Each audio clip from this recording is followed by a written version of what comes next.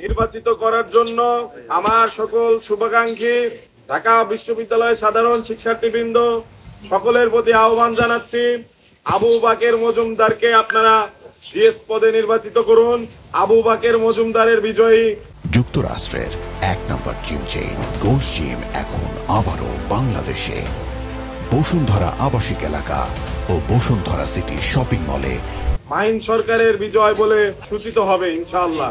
যেহেতু এখন পর্যন্ত প্রার্থিতা প্রত্যাহারের কোনো সুযোগ নেই, সেহেতু প্রার্থীর তালিকায় মাহিন সরকারের নাম থাকবে। কিন্তু যারা আমাকে সমর্থন করেছেন, যারা আমার শুভাকাঙ্ক্ষী, প্রত্যেকের উদ্দেশ্যে আমি বলছি, আবু বাকের মজুমদারের বিজয়ী, মাহিন সরকারের বিজয় বলে সূচিত হবে।